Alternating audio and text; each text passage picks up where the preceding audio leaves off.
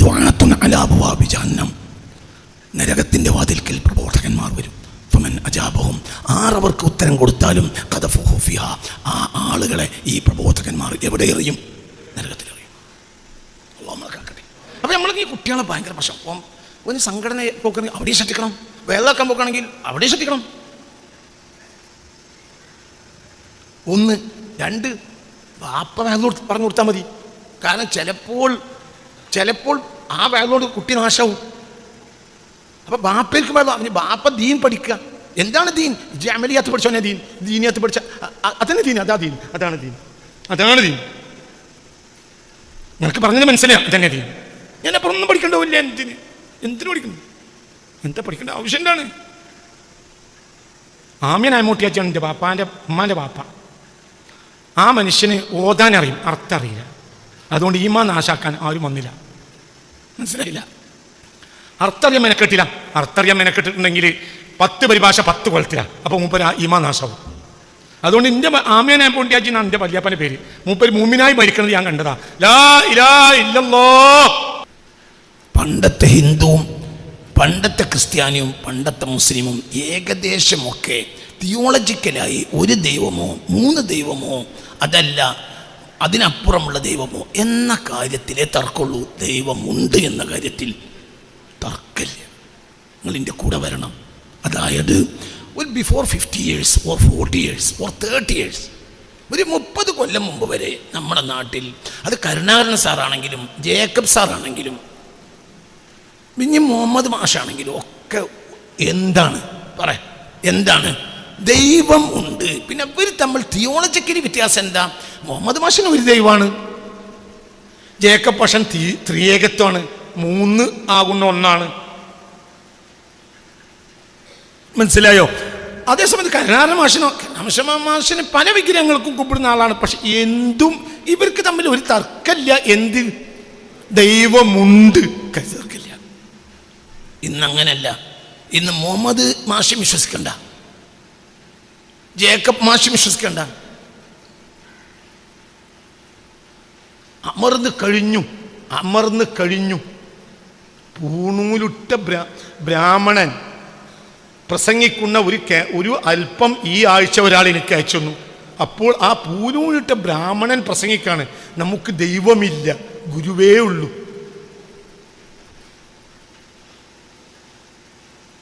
എന്താ പറയണത്? നമുക്ക് ദൈവമില്ല. അപ്പോൾ പിന്നെ മഹാവിഷ്ണു ആരാ? ഗുരുവോ? മഹാവിഷ്ണു ഏത് സ്കൂളിലാണ് പഠിച്ചത്? പറയാ എന്താ പറയുന്നത്? നമുക്ക് ദൈവമില്ല. അത് പൂണൂലിട്ട ബ്രാഹ്മണൻ പറയാ. പൂണൂലിട്ട ബ്രാഹ്മണനും ദൈവനിഷേധിയായിരിക്കും എന്ന് ഉപനിഷത്തുകളിൽ അടക്കം നിറച്ചു കിടക്കുക. എല്ലായിടത്തും ഉണ്ട്, മഹാഭാരതത്തിലുണ്ട്, പലയിടത്തുണ്ട്. ഈ അടുത്ത ദിവസം പോലും ഞാൻ കണ്ടിട്ടുണ്ട് ശ്ലോകങ്ങൾ. അതായത് പൂണൂലിട്ട ബ്രാഹ്മണനും നേർച്ചകൾ, വഴിപാടുകൾ, ദൈവസ്തോത്രങ്ങൾ അനുഷ്ഠിക്കുകയില്ല. കാരണം അവർക്ക് ദൈവമുണ്ട് എന്ന വിശ്വാസം ലോകം അവസാനിക്കുമ്പോൾ ഉണ്ടാവൂല എന്ന് ഉപനിഷത്തുകളിൽ, ഇതിഹാസങ്ങളിൽ എല്ലാത്തിലുമുണ്ട്. എല്ലാമുണ്ട്. പള്ള നിറച്ചുണ്ട്. ഞാൻ നിങ്ങൾക്ക് പറഞ്ഞു തന്നിട്ടുണ്ട്. നിങ്ങൾക്ക് തന്നെ അറിയാം. ഇനി ക്രൈസ്തവതയെ പറ്റി പറയും വേണ്ട. എന്തുകൊണ്ട്? സ്കാൻഡിനേവിയൻ രാജ്യങ്ങൾ ക്രിസ്തീയതയ്ക്ക് വേണ്ടി മാത്രമുള്ള രാജ്യങ്ങളാണ്. സ്കാൻഡിനേവിയൻ രാജ്യങ്ങൾ 100% ദൈവവിശ്വാസികൾ. ഇപ്പോൾ 2% ദൈവവിശ്വാസികൾ സ്കാൻഡിനേവിയൻ രാജ്യങ്ങളിൽ ഇല്ല. അതായത് 98% ഇങ്ങോട്ട് നോക്കേ. അതായത് സ്കാൻഡിനേവിയൻ, നോർവേ, സ്വീഡൻ, ഡെൻമാർക്ക് അടക്കമുള്ള സ്കാൻഡിനേവിയൻ രാജ്യങ്ങളിൽ 100% ക്രിസ്ത്യാനിറ്റി, 100% ദൈവവിശ്വാസികളുള്ള നാടുകളിൽ ഇപ്പോൾ, അതായത് സ്കാൻഡിനേവിയൻ രാജ്യങ്ങൾ ഞാൻ പ്രത്യേകിച്ച് പറയാൻ കാരണം ക്രിസ്തീയതയ്ക്ക് വേണ്ടി മാത്രമുള്ള രാജ്യങ്ങളാണത്. ആ രാജ്യങ്ങളിൽ ഇപ്പോൾ 100% ദൈവവിശ്വാസികളായ ക്രിസ്ത്യാനികളായ ആളുകളുണ്ടായിരുന്ന നാട്ടിൽ ഇപ്പോൾ 2% തികയൂല.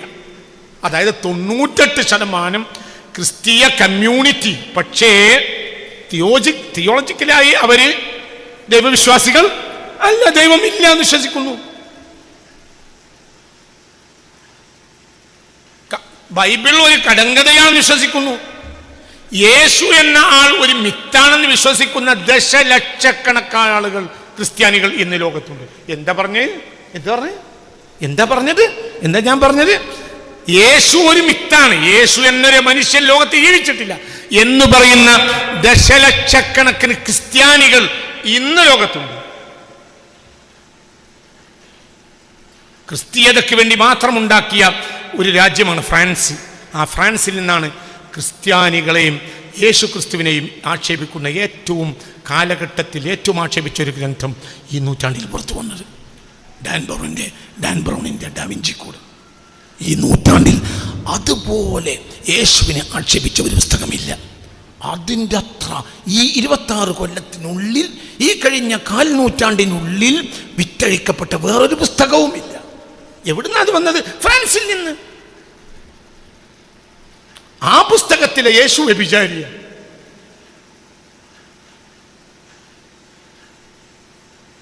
ആ പുസ്തകത്തിലെ യേശു വ്യഭിചാരി. അതെങ്ങനെ മനുഷ്യൻ കേൾക്കും?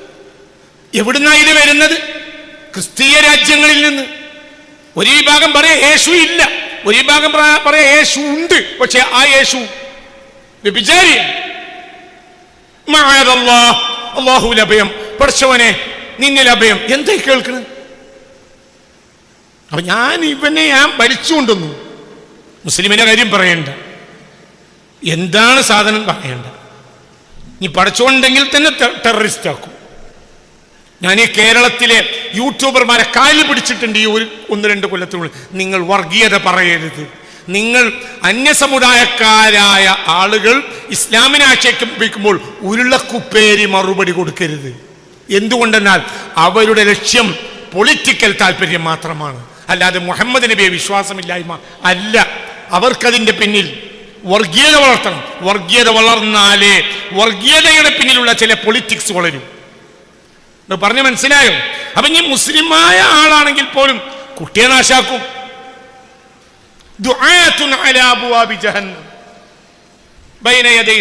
നോക്കി കേട്ട ഈ പറഞ്ഞത്.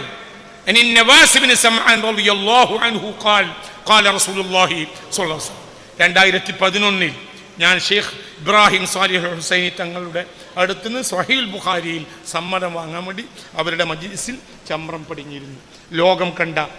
ഇന്ന് ലോകം കണ്ട ഏറ്റവും വലിയ മുഹദ്ദിസാണ് അവർ. 2011 ഇങ്ങനെ ഇരുന്നു സ്വഹീൽ ബുഖാരിയിലെ ഒരു സമ്മതം വാങ്ങാൻ. അപ്പോൾ അവർ സ്വഹീൽ ബുഖാരി മറിച്ചു ഒരു ഹദീസ് ഓതി തന്നു. ഇതാണ് ഹദീസ്.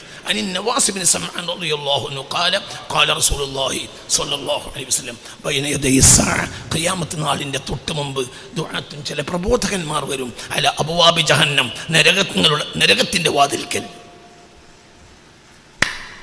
ഇതാണ് എനിക്ക് സ്വഹീൽ ബുഖാരിയിൽ നിന്ന് ഇന്ന് ലോകം കണ്ട ഏറ്റവും വലിയ മുഹദ്ദിസായ ഷെയ്ഖ് ഇബ്രാഹിം സാലിഹ് ഹുസൈനിയിൽ നിന്ന് എനിക്ക് സ്വഹീൽ ബുഖാരിയിൽ ഇജാസത്തുണ്ട്. ഈ ഹദീസാണ് ഓതിത്തന്നത്. ഒരു ഹദീസ് ഓതിത്തന്നു. ഇതാണ് ഹദീസ്. ഖിയാമത്ത് നാളിന്റെ തൊട്ടു മുമ്പ് ദുആത്തുൻ പ്രബോധകന്മാർ വരും. അല അബ്വാബി ജഹന്നം, നരകത്തിന്റെ വാതിൽക്കൽ. മൻ അജാബഹും ഖദഫൂഹു ഫീഹാ, മൻ അജാബഹും ഖദഫൂഹു ഫീഹാ, ആ പ്രബോധകന്മാർക്ക് ആര് ഉത്തരം കൊടുത്താലും ആ ആളുകളെല്ലാം ഈ പ്രബോധകന്മാർ നരകത്തിൽ കൊണ്ടുപോയി എറിയും. നഊദു ബില്ലാഹ്. അപ്പോൾ കുട്ടികൾക്ക് ആദ്യം അടപ്പെടേണ്ടത്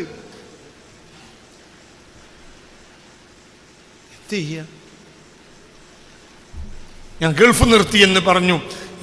നിർത്തിയാണ് ഉസ്താദ് എന്ന് പറഞ്ഞു. എൻ്റെ ഇഷ്ടപ്പെട്ട വിദ്യാർത്ഥി ഈ ആഴ്ച കരുളായിക്കാരനായ വിദ്യാർത്ഥി എൻ്റെ അടുത്തു.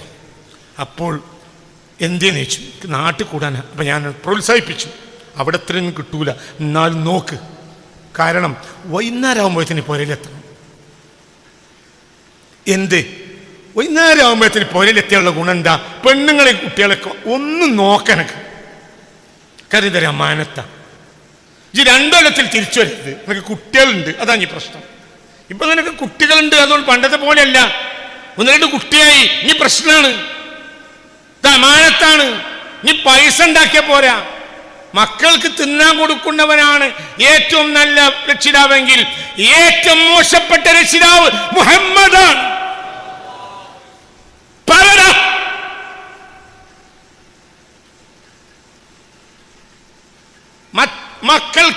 ഭക്ഷണം കൊടുക്കലാണ് ഒരു പിതാവിന്റെ യോഗ്യതയെങ്കിൽ അയോഗ്യനായ, ലോകത്തെ ഏറ്റവും അയോഗ്യനായ രക്ഷിതാവ് മുഹമ്മദാണ്.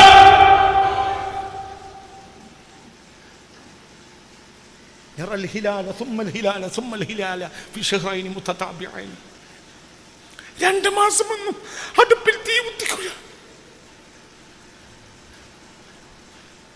എവിടത്തെ മുസ്ലിമേ നീ? എവിടെയാണ് മുസ്ലിമേ നീ ഇപ്പോൾ?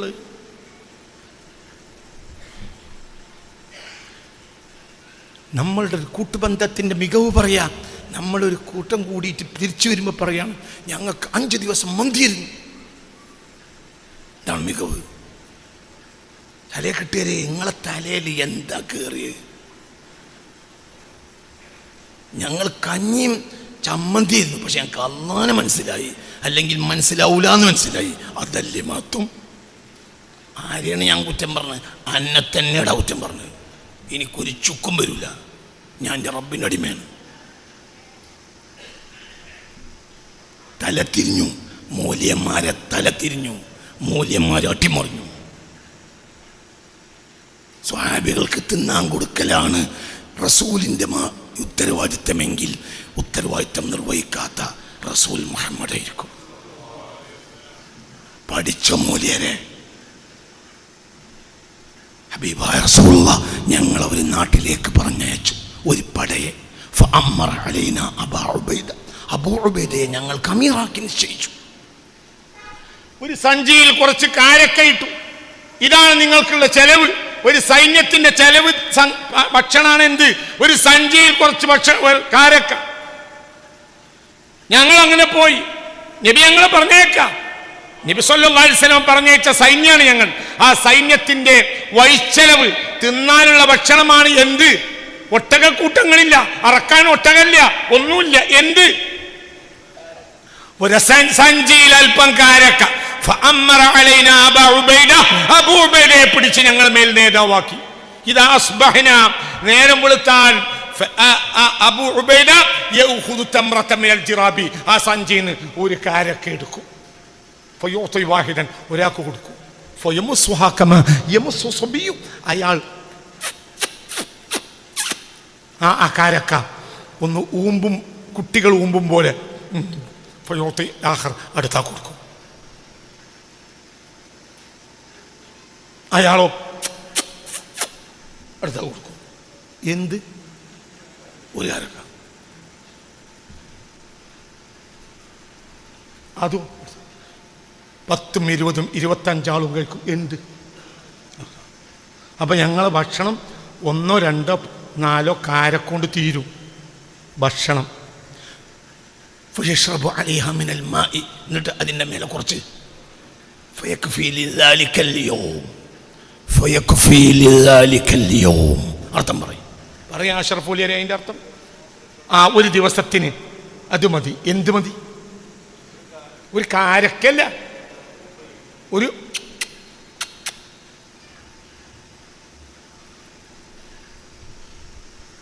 അനുയായികൾക്ക് തിന്നാൻ കൊടുക്കലാണ് നേതാവിൻ്റെ ഉത്തരവാദിത്തമെങ്കിൽ ഉത്തരവാദിത്തം നിർവഹിക്കാത്ത നേതാവാണ് മുഹമ്മദ്. മൂല്യരെ, നിങ്ങളെ തലയിൽ എന്താ കയറിയ മൂല്യരെ? എന്താണ് മനസ്സിലാക്കാത്തത്? നിങ്ങൾക്ക് പറഞ്ഞ മനസ്സിലായി. എവിടുന്ന നമ്മൾ എന്താ നമ്മൾ അരണായിപ്പോയി. എല്ലാവരും അരണയാണ്, ഒക്കെ അരണ എന്ന് പറഞ്ഞാൽ പാഞ്ഞിട്ട് വരും. പൗതി വഴിക്കെത്തിയ അരണമൊന്നും ഇങ്ങോട്ടും കൊണ്ടുപോകും, പിന്നെ പോകും. സംഘടനകളൊക്കെ അങ്ങനെയാണ്. ഈ ലോകത്തെ എല്ലാ സംഘടനയും അങ്ങനെയാണ്. ഒറ്റ ബലവണ് വരും, കുറച്ച് കഴിഞ്ഞാൽ പിന്നെ അങ്ങോട്ടും ഇങ്ങോട്ടും അടും. എന്തിന് വന്നു എന്നുള്ളത് പിന്നെ അന്തണ്ടാവില്ല. ഇതാണല്ലോ ഇന്നത്തെ ലോകം. ദുആത്തുൻ അലാ അബ്വാബി ജഹന്നം, നരകത്തിൻ്റെ വാതിൽക്കൽ പ്രബോധകന്മാർ വരും. ഫമൻ അജാബഹും, ആരവർക്ക് ഉത്തരം കൊടുത്താലും ഖദഫൂഹു ഫിഹാ, ആ ആളുകളെ ഈ പ്രബോധകന്മാർ എവിടെ എറിയും? നരകത്തിലെറിയും. അല്ലാഹു നമ്മളെ കാക്കട്ടെ. അപ്പം നമ്മൾക്ക് ഈ കുട്ടികളെ ഭയങ്കര പ്രശ്നം. ഒരു സംഘടന പോക്കണമെങ്കിൽ അവിടെയും ശ്രദ്ധിക്കണം, വേദാക്കാൻ പോക്കണമെങ്കിൽ അവിടെയും ശ്രദ്ധിക്കണം. ഒന്ന് രണ്ട് ബാപ്പ പറഞ്ഞു കൊടുത്താൽ മതി. കാരണം ചിലപ്പോൾ ആ വയലുകൊണ്ട് കുട്ടി നാശാവും. അപ്പൊ ബാപ്പയ്ക്ക് വെള്ളം അവന് ബാപ്പ ദീൻ പഠിക്കുക. എന്താണ് ദീൻ? ജമലിയാത്ത് പഠിച്ചവനെ ദീൻ, ദീനിയത്ത് പഠിച്ച അതന്നെ ദീൻ, അതാണ് ദീൻ. നിനക്ക് പറഞ്ഞത് മനസ്സിലാ, അതന്നെ ദീൻ. ഞാൻ അപ്പുറം ഒന്നും പഠിക്കണ്ടാവില്ല. എന്തിനു പഠിക്കുന്നു? എന്താ പഠിക്കേണ്ട ആവശ്യം എന്താണ്? ആമ്യൻ അമ്മൂട്ടിയാച്ചാണ് എൻ്റെ ബാപ്പാൻ്റെ ഉമ്മാൻ്റെ ബാപ്പ. ആ മനുഷ്യന് ഓതാൻ അറിയും, അർത്ഥം അറിയില്ല. അതുകൊണ്ട് ഈമാൻ നാശാക്കാൻ ആരും വന്നില്ല. മനസ്സിലായില്ല? അർത്ഥറിയാൻ മെനക്കെട്ടില്ല. അർത്ഥറിയാൻ മെനക്കെട്ടിട്ടുണ്ടെങ്കിൽ 10 പരിഭാഷ 10 കൊലത്തിലാണ്. അപ്പോൾ മൂപ്പര് ഈമാൻ നാശാവും. അതുകൊണ്ട് എൻ്റെ ആമ്യനായ പൊണ്ടിയാജി എന്നാണ് എൻ്റെ വല്യാപ്പൻ്റെ പേര്. മൂപ്പര് മൂമിനായി മരിക്കണത് ഞാൻ കണ്ടതാ. ലാ ഇലാഹ ഇല്ലല്ലാഹ്. കുട്ടിയമ്മോജി വന്നാണ്ട് ആ അയൽപക്കത്തെ കുട്ടിയമ്മോജി കെലിമല്ലി കൊടുക്കാൻ വേണ്ടി വന്നു മരണത്തിൻ്റെ നേരത്ത്. അപ്പോൾ കുട്ടിയമ്മാക്കാനോട് ആജിനോട് ഇങ്ങനെ ആയിട്ട് ഉറക്കെ തന്നെ ഒരാൾ പറഞ്ഞു കൊടുക്കേണ്ടി വന്നില്ല. ലാ ഇലാഹ ഇല്ലല്ലാഹ് എല്ലി മരിച്ചു ആമീനെ മൂട്ടിയാജി എൻ്റെ വല്യാപ്പ. കേട്ടോളി. കാരണം മൂപ്പർക്ക് പരമകാരുണികനും കരുണാനിധിയുമായ അള്ളാനെ അറിയില്ല. മൂപ്പർക്ക് ബിസ്മില്ലാഹിർ റഹ്മാനിർ റഹീം എന്നേ അറിയുള്ളൂ. പിന്നെ മൂപ്പര ഉസ്താദ് പറഞ്ഞു കൊടുത്ത ഒരു അമലിയാത്തും ദീനിയാത്തൊക്കെ അങ്ങനെ കൂടുതലോട് പഠിച്ചിട്ടുമില്ല, ഒന്നുമില്ല. ഇതാ റുജ്ജത്തിൽ അർദു റുജ്ജാനോടി മരിക്കണീൻ്റെ തൊട്ട് തലേ രാത്രി അപ്പുറത്തെ ഒരു കുട്ടി. അപ്പോ റുജ്ജാനല്ല, അത് മരണക്കിടക്കയിലും 90 വയസ്സാ. മരണക്കിടക്കയിലും അപ്പുറത്തെ ആളെ ഖുർആൻ ഓത്ത് തിരുത്തി. അപ്പുറത്ത് കുട്ടികൾ ഓതി പഠിക്കുമ്പോൾ കുട്ടി ഇതാ റുജ്ജത്തിൽ അർന്നു റുജ്ജാന്ന് ഓതിയപ്പോൾ ഇപ്പുറത്തെ റൂമ് കിടക്കുന്ന ആള് തിരുത്തി. 94 വയസ്സുള്ള മനുഷ്യൻ. റുജ്ജാനല്ല, റജ്ജാ. നിങ്ങൾക്ക് പറഞ്ഞാൽ മനസ്സിലായോ? ഒന്നിനും ഭയപ്പെട്ടില്ല. അപ്പൊ ഒരു മുമ്പിനായി മരിച്ചു. ഈ മരണത്തിന് ഇന്ന് പ്രയാസം. എന്തുകൊണ്ട്? കണ്ടിനൊക്കെ പോവുകയാണ്, കണ്ടൊക്കെ കേൾക്കണം. എന്ത് കേൾക്കണം എന്ന് ഈ കുട്ടി ഇപ്പൊ ഒരു കുട്ടിയാണ്. ഇത് എൻ്റെ മകനാണ്, ഇതൊരു അമാനത്താണ്. ഇത് അമാനത്താണ്. എൻ്റെ 3 ആൺകുട്ടികൾ പെടുന്നത് അമാനത്താണ്. 9 മക്കളുണ്ട്, അത് അമാനത്താണ്. ഭക്ഷണം കൊടുക്കലല്ല, ഭക്ഷണം മുത്ത് റസൂലുള്ളാഹി സ്വല്ലല്ലാഹു അലൈഹി വസല്ലം കിട്ടിയാൽ കൊടുത്താൽ മതി. പെണ്ണുകൊത്തരല്ലേ ഉള്ളൂ. ഇപ്പൊ ക്രിസ്തീയ വിവാഹങ്ങളിലൊക്കെ പങ്കെടുത്തവർക്കറിയും. നീ ഉടുത്താൽ അവളെ ഉടുപ്പിക്കുക. മനസ്സിലായി? എത്രയേ ഉള്ളൂ. ക്രിസ്തീയ വിവാഹം ഞാനീ മുസ്ലിങ്ങളും ക്രിസ്ത്യാനികളും ഹിന്ദുക്കളും സമ്മിശ്രമായി താമസിക്കുന്ന പഞ്ചായത്താണ് മൂത്തേടം. 30 ചെറിയ വ്യത്യാസമേ ഉള്ളൂ. എല്ലാം ഏകദേശം ഒരു അളവ് തന്നെ. അപ്പം നമ്മളെ അപ്പുറത്തും ഇപ്പുറത്തും ദൈനംദിനം ഇടപെടുന്നവരൊക്കെ നല്ല ശതമാനം ക്രിസ്ത്യാനികളും ഹിന്ദുക്കളും തന്നെയാണ്. അപ്പം പലപ്പോഴും അങ്ങനെ കുട്ടിക്കാലത്ത് അവരൊക്കെ മജ്‌ലിസിൽ പോകേണ്ട അവസരം എനിക്ക് ഉണ്ടായിട്ടുണ്ട്. അപ്പം അവരുടെ വിവാഹത്തിൽ അച്ഛൻ പറഞ്ഞു കൊടുക്കുക, എന്ത് പറയേ, നീ ഉടുത്താൽ അവളെ ഉടുപ്പിക്കുക, നീ ഉണ്ടാൽ അവളെ ഊട്ടുക. അപ്പൊ അത്രയേ ഉള്ളൂ. എന്ത് പറയങ്ങായി എനിക്ക് അവളെ തീറ്റണം എന്നുള്ള ബാധ്യതല്ല.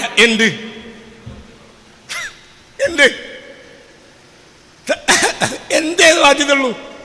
ഈ തിന്നാണെങ്കിൽ അവളെ തീറ്റണം.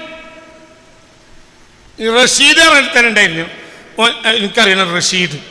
ഓനെ അങ്ങാടി പോയി നല്ല ചെറിയ പണിയൊക്കെ എടുത്താണ്ട് ഇറച്ചി പൊറാട്ടി പള്ളറച്ച് തിന്നാണ്ട് പെരിൽ വന്നാണ് എനിക്ക് സുഖമല്ല നടക്കും.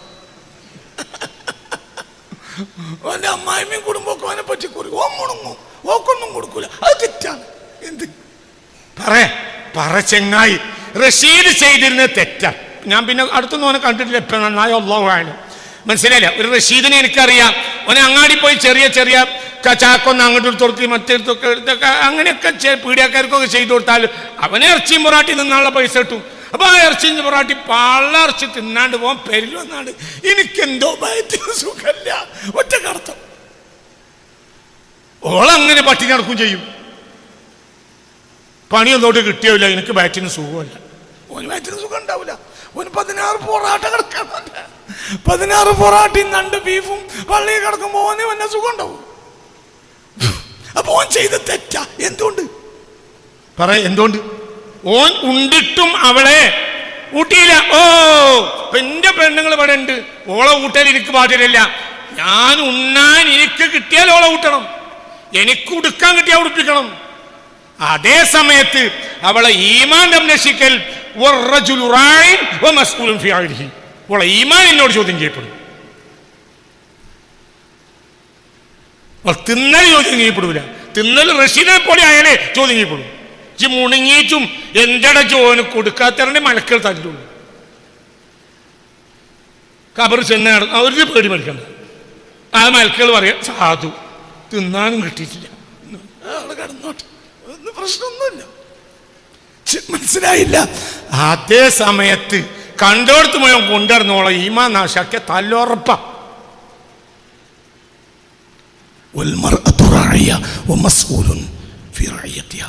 പെണ്ണൊരു സംരക്ഷകയാണ്, അവളുടെ കീഴിലുള്ള ആളുകളെ കുറിച്ച് അവളെ മക്കൾ. അപ്പൊ മക്കൾക്ക് ഭക്ഷണം ഉണ്ടാക്കി കൊടുക്കലല്ല അവളെ ഉത്തരവാദിത്വം. എന്ത് കൊടുക്കലാണ്?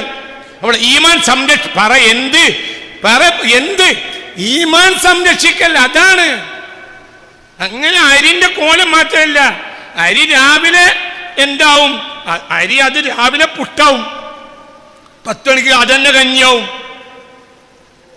അതന്നെ ഉച്ചക്ക് ചോറാവും, അതന്നെ 4 മണിക്ക് നെയ്യപ്പാവും. മനസ്സിലായില്ലേ? അതന്നെ വൈകുന്നേരം ഓട്ടടയാവും. കലാപരമായ വൈവിധ്യത. സാധനം ബഹുമാനപ്പെട്ട അരിയാണ്. ഇതിങ്ങനെ കലാപരമായ വൈവിധ്യതയിൽ അതിങ്ങനെ അനുഭവവേദ്യമാക്കി കൊടുക്കലല്ല ഉള്ള ഉത്തരവാദിത്വം. ഇന്നിപ്പോ നമ്മളെ പേരിൽ നടക്കണം അതാണ്. ബഹുമാനപ്പെട്ട അരിയെ ഇന്നത്തെ ഉമ്മാന്റെ ഉത്തരവാദിത്വം എന്താ? ബഹുമാനപ്പെട്ട അരിയെ രാവിലെ പുട്ടായും 10 മണിക്ക് കഞ്ഞിയായും ഉച്ചക്ക് ചോറായും 4 മണിക്ക് നെയ്യപ്പമായും വൈകുന്നേരം ഓട്ടടയായും കലാപരമായ വൈവിധ്യതയിൽ കൊടുത്ത് കുട്ടികളെ സന്തോഷിപ്പിക്കുന്നവളാണ് ഏറ്റവും നല്ല സക്കീന ഉമ്മ. അതല്ല സക്കീനാന്റെ ഉത്തരവാദിത്വം. അങ്ങനെയാണെങ്കിൽ നമ്മളമ്മമാരൊക്കെ മോശം. എന്നും ഒരു പരിപാടിയുണ്ട്. ഒന്നും ഒരു മുരിങ്ങൻ്റെ ഇല താഴ്ചയുണ്ടാവും, ഒരു ചാറുണ്ടാവും, വേണമെങ്കിൽ ചെയ്തെന്നാ മതി. നിങ്ങൾക്ക് ഇതൊന്ന് മാറ്റിക്കൂടെ അമ്മേ പറയാൻ പറ്റൂല. ഇതന്നെ നാളെ ഉണ്ടാവും. മനസ്സിലായില്ല? നമ്മൾ ചോദിച്ചിട്ടില്ല, ഇതൊന്ന് മാറ്റിക്കൂടെ അമ്മേന്ന് ചോദിച്ചിട്ടില്ല. കൊല്ലത്തിൽ ഒരിക്കലേ നെയ്ച്ചോറുണ്ടാക്കുള്ളൂ. 2 പെരുന്നാളിൽ, ഒരു പെരുന്നാളിന് തേങ്ങാച്ചോറും ഒരു പെരുന്നാളിന് തേങ്ങാച്ചോറും ഒരു പെരുന്നാളിന് നെയ്ച്ചോറും. 2 പെരുന്നാൾ നെയ്ച്ചോറുണ്ടാവില്ല, 2 പെരുന്നാൾ നെയ്ച്ചോറുണ്ടാവില്ല. ഇന്ന് കുട്ടികൾക്ക് നെയ്ച്ചോറ് വേണ്ട. കുട്ടികൾ എന്താണ് തിന്ന ലഹാതിരി എന്താ നാളെ ഉണ്ടാക്കണേ? പെരുന്നാൾ എന്നാലും ഭേദപ്പെട്ടി ഉണ്ടാക്കണല്ലോ. ഇപ്പൊ എന്താ ഭേദപ്പെട്ട്? എന്നും മന്തിയാണ്, എന്നും നെയ്ച്ചോറാണ്, നല്ല അമ്മയാണ്. ആ അമ്മാന്റെ ഊരപ്പെട്ടിക്ക് തുന്യാവുന്ന ചവിട്ടും. അതേ സമയത്ത് എന്റെ ബാപ്പാന്റെ ഖബറിന്റെ 2 അടി നിന്നിട്ടേ ഞാൻ അപ്പോഴും സിയാർത്തുള്ളൂ. ഖബറിന്ന് എണീറ്റ് തല്ലുമെന്ന് എനിക്ക് പേടിയാണ്. ഹക്കാണ് ഞാൻ ഈ പറയുന്നത്. ഖബറിന്ന് എണീറ്റ് തല്ലുമെന്ന് പേടിയാണ്. കാരണം ഞാൻ എൻ്റെ ജീവിതത്തെ ഏറ്റവും പഠിച്ച എൻ്റെ ബാപ്പാനെയാണ്, ഏറ്റവും സ്നേഹിച്ചു എൻ്റെ ബാപ്പാനെയാണ്. കാരണം ആ മനുഷ്യനാണ് എൻ്റെ മുറബി, ആ മനുഷ്യനാണ് എൻ്റെ മുറബി. ഉപ്പാക്കൊക്കെ പണിക്ക് വരുന്ന കറുത്തേ എന്ന ഒരു സാധാരണ താഴ്ജാതിക്കാരൻ എന്ന് അന്ന് കണക്കാക്കപ്പെട്ടിരുന്ന ഒരു വ്യക്തി, കറുത്താണ് പേര്. ആ വ്യക്തിയെ ബാപ്പന്റെ പ്രായക്കാരനാണ്. ബാപ്പ കറുത്തേന്ന് വിളിക്കും. അപ്പൊ പൊരയിലെ കഞ്ഞി എടുത്തു വെച്ചിട്ട് ബാപ്പന്നെ പറഞ്ഞു കറുത്തനെ വിളിക്കുക. അപ്പൊ ഞാൻ ചെന്നിട്ട് കറുത്തേ കഞ്ഞെടുക്കാൻ വിളിക്കേണ്ടി പറഞ്ഞു. അന്ന് കിട്ടിയ പടി പൊട്ടുന്നത് വരെ അടിച്ചു. ആ അടിപ്പോൾ പറഞ്ഞു. എന്തിനടിച്ച്? കറുത്തേന്ന് വിളിച്ചു. എന്റെ ബാപ്പാന്റെ വയസ്സില്ലടാ, കറുത്തേനും ഏട്ടാന്ന് വിളിച്ചൂടെ? അല്ലെങ്കിൽ നിങ്ങളോട് വരാൻ പറഞ്ഞാൽ എന്താടാ വിചാരിച്ച്? വയസ്സിനൊരു ബഹുമാനല്ലേ? ഈ ആളെ മുറബി എന്നല്ലേ പറയണ്ട്? ഞാൻ എല്ലാ ഹിന്ദുക്കളെയും ബഹുമാനിക്കും. ഇപ്പൊ ചില ആളുകൾ ആക്ഷേപിക്കാം മൂപ്പര ഹിന്ദുക്കളാളാ. ഞാൻ ഹിന്ദുക്കളെ ആളാണ്, ഞാൻ ക്രിസ്ത്യാനികളെ ആളാ, ഞാൻ മുസ്ലിങ്ങളെ ആളാ. ഇവർക്കൊക്കെ റഹ്മത്തുല്ലിൽ ആലമീനാണ് എന്റെ നബി മുഹമ്മദ് മുസ്തഫ. എന്റെ നബി റഹ്മത്തുല്ലിൽ മുസ്ലിമീനല്ല, റഹ്മത്തുല്ലിൽ ആലമീനാണ്. ആ റസൂലുള്ളാഹിന്റെ അനുയായിയാണ്. അവരൊക്കെ രക്ഷപ്പെടണം. എല്ലാവരും അള്ളാഹു രക്ഷപ്പെടുത്തി തരട്ടെ. അതെങ്ങനെ അതൊന്നും മുഴുവൻ എനിക്കറിയില്ല. പക്ഷെ രക്ഷപ്പെടുത്തും റബ്ബ്. രക്ഷപ്പെടണമെന്ന് അവർ വഴിയിലുണ്ടായാൽ മതി. ആ ബാക്കി നമുക്കറിയില്ല. അല്ലാഹു അഅലം. എനിക്കൊന്നും അറിയില്ല. ഞാൻ സർവ്വമത സത്യവാദിയുമല്ല. അങ്ങനെ വിചാരിക്കും വേണ്ട. ഞാൻ സർവ്വമത സത്യവാദിയല്ല. ഞാൻ ഇന്നദ്ദീന ഇൻദല്ലാഹിൽ ഇസ്ലാം എന്ന് വിശ്വസിക്കുന്ന ആളാണ്. അതേ സമയത്ത് കറുത്തനെ ബഹുമാനിച്ച് പഠിപ്പിച്ചത് എൻ്റെ വാപ്പയാണ്. മനസ്സിലാണ്ട് പറഞ്ഞത്? നിങ്ങൾ ചിന്തിച്ചോളി. ഇതൊക്കെ മസ്ഊല. ഇപ്പൊ ഉദാഹരണം, ഒരു കറുത്തനെ ഏട്ടാന്ന് വിളിക്കാത്തതിൻ്റെ പേരിൽ, നിങ്ങളോട് കഞ്ഞിക്ക് വരാൻ പറയാത്തതിൻ്റെ പേരിൽ വടി പൊട്ടി ചെതറി തെറിക്കണത് വരെ അടി കിട്ടി.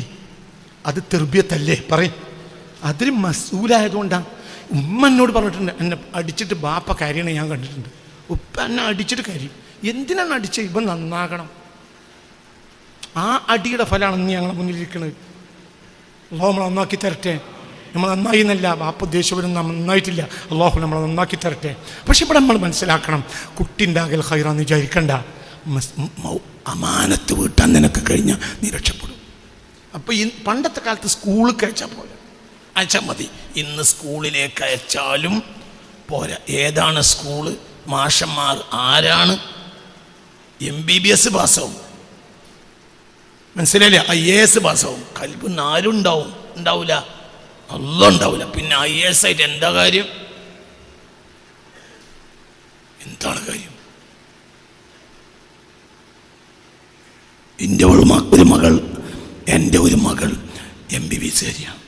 അപ്പോൾ ഞാൻ കുട്ടികളെ വീട്ടിൽ പ്രധാന ദിവസങ്ങളൊക്കെ കുട്ടികളെ 2 വീടുണ്ട് എനിക്ക്. 2 വീട്ടിൽ മക്കളുണ്ട്. അപ്പോൾ ഈ മക്കളെയൊക്കെ പെരുന്നാളിനാണെങ്കിൽ ഒരുമിച്ച് കൂട്ടും. മറ്റത് 2 വീട്ടിലും വ്യത്യസ്തമായി ഒരുമിച്ച് കൂട്ടും. ഈ പെരുന്നാളിനും 2 ഭാര്യമാർ 2 കൂട്ടത്തിലെ മക്കളെയൊക്കെ ഒരുമിച്ച് കൂട്ടിയിട്ടുണ്ട്. അതിലുള്ള മക്കൾ ഈ കൂട്ടത്തിലുണ്ട്. നിങ്ങൾ അവരോട് ചോദിക്കാം. ഞാനവരോട് പറഞ്ഞിട്ടുണ്ട്, നിങ്ങൾ അധ്വാനിച്ച് പൈസ ഉണ്ടാക്കി കൊണ്ടുവരൽ ബാപ്പാടെ ആവശ്യമല്ല. നിങ്ങൾ ഡോക്ടർമാരായി, വലിയ നിപുണന്മാരായി ഡോക്ടർമാരായി മാറലും ബാപ്പാൻ്റെ ഉദ്ദേശമല്ല. ബാപ്പാൻ്റെ ഉദ്ദേശം അതൊക്കെ നിങ്ങൾ ചെയ്തോളി, ചെയ്യാതിരുന്നോളി. ബാപ്പാൻ്റെ ഉദ്ദേശം നിങ്ങളെ കൽബിൽ നിന്ന് ആരും പോകരുത്. അള്ളാഹ് എന്ന് പോയിട്ടൊരു ഡോക്ടറെ നമുക്ക് വേണ്ട. അള്ളാഹ് പോയിട്ടൊരു IAS നമുക്ക് വേണ്ട. അള്ളാഹ് നഷ്ടപ്പെടുന്ന ഒരു സംഘടന നമുക്ക് വേണ്ട. എല്ലാവരും നമ്മൾ ഒഴിവാക്കി നമുക്ക് ഒന്നും വരാൻ പോണില്ല. ഈ ലോകത്തെ എല്ലാവരും ആക്ഷേപിച്ചു. ഇതിന് നമുക്ക് എന്താ വരിക? ജനങ്ങളെ ആക്ഷേപിച്ചിട്ട് ഒരാൾ തീരുകയാണെങ്കിൽ ഞാനാണ് മരിക്കേണ്ടത്. എന്നാ മാസത്തിലൊരിക്കലെങ്കിലും ജനങ്ങൾ പഞ്ഞിക്കിടും. ഒരു പഞ്ഞിക്കിടാനായിട്ടുണ്ട്.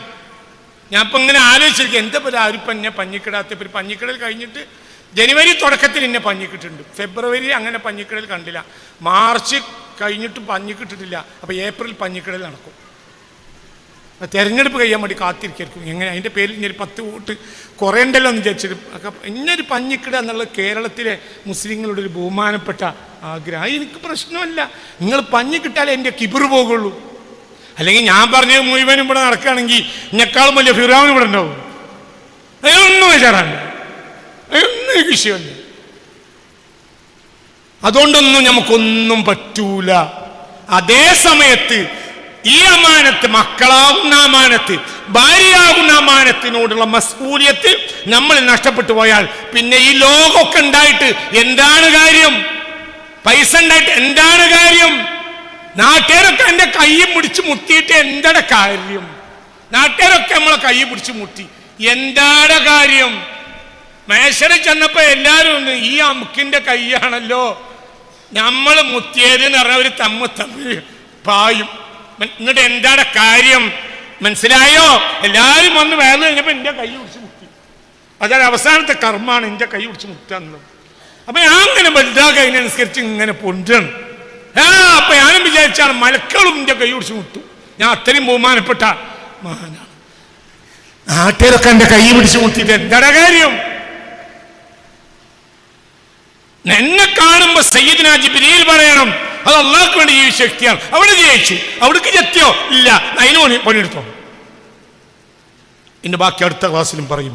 ലാ ഈമാന ലിമൻ, ഉറക്കെ പറയാ ലാ അമാനത ലഹു, അമാനത്ത് വൃത്തിയായി നിർവഹിക്കാത്തൊരു വ്യക്തിക്കും ഈമാൻ ഉണ്ടാവുകയില്ല. അപ്പോൾ നിസ്കാരമല്ല അവ്വലുൽ അംർ, അമാനത്താണ്. കാരണം അമാനത്തില്ലെങ്കിൽ ഈമാനില്ല. ഇന്ന് ജയിച്ച സ്ഥാനാർത്ഥി ചിലപ്പോൾ അള്ളാഹു കോടതി തോറ്റാലോ, അപ്പോൾ അയാൾ അവിടുന്ന് കരയും, പഠിച്ചോനെ എനിക്ക് തോറ്റുകൂടായിരുന്നു. അള്ളാഹു നമ്മളെ കാത്തുരക്ഷിക്കട്ടെ. ഒരു സ്ഥാനാർത്ഥിയെ പറ്റിയും കുറ്റം പറയലല്ല കേട്ടോ ഇതിൻ്റെ ലക്ഷ്യം. ഇതൊക്കെ അള്ളാഹിൻ്റെ കോടതിയിൽ കുടുങ്ങും. അള്ളാഹിൻ്റെ കോടതിയിൽ കുടുങ്ങിയാൽ പിന്നെ അതിനപ്പുറമൊന്നും ഇല്ലല്ലോ, ഞാൻ അപ്പുറത്തേക്ക് ഒരാളില്ല. അതുകൊണ്ട് അമാനത്താണ് നമ്മുടെ 2 ആഴ്ചയിലെ വിഷയം. അടുത്ത ക്ലാസ്സിലും അതന്നെ പറയും. അള്ളാഹു അത് നമുക്ക് തൗഫീഖ് തരട്ടെ. അമാനത്ത് യഥാർത്ഥമായി നിർവഹിക്കുന്ന അള്ളാഹുവിൻ്റെ മുത്തഖീങ്ങളായ അടിമകളിൽ അള്ളാഹു നമ്മളെ ചേർത്ത് തരട്ടെ. നമ്മളെ മനസ്സ് അള്ളാഹു നന്നാക്കി തരട്ടെ. നമ്മളെ ഈമാൻ അള്ളാഹു പൂർത്തിയാക്കി തരട്ടെ. നമ്മളെ കൊണ്ടൊരു നന്മ മാത്രം, എവിടെയും നന്മ മാത്രം അള്ളാഹു നമ്മളെ കൊണ്ടുണ്ടാക്കി തരട്ടെ. എല്ലാ ജാതി ജനങ്ങൾക്കും കരുണ ചെയ്യുന്നൊരു മനസ്സ് അള്ളാഹു നമുക്ക് നൽകട്ടെ. എല്ലാ ജാതി മനസ്സറിഞ്ഞാമയും പറയും. എല്ലാ അമാനത്ത് നിർവഹിക്കാൻ കഴിയുന്ന വ്യക്തികൾക്ക് അള്ളാഹു സുബ്ഹാനഹു വ തആല വിജയസാധ്യത കൊടുക്കട്ടെ. അല്ലാത്തവരെ അള്ളാഹു സുബ്ഹാനഹു വ തആല അമാനത്ത് നിർവഹിക്കാനുള്ള അവസ്ഥയിലേക്ക് അള്ളാഹു അവരെ ഉയർത്തി കൊടുക്കട്ടെ. അമാനത്ത് നിർവഹിക്കുക എന്നതാണ് ഏറ്റവും വലിയ കാര്യം. അള്ളാഹു തൗഫീഖ് നൽകട്ടെ. ഈ മജ്ലിസ് അള്ളാഹു സ്വീകരിക്കട്ടെ. ഇലാ ഹളറത്തിൽ മുസ്തഫ മുഹമ്മദിൻ സല്ലല്ലാഹു അലൈഹി വസല്ലം. അൽ ഫാത്തിഹ.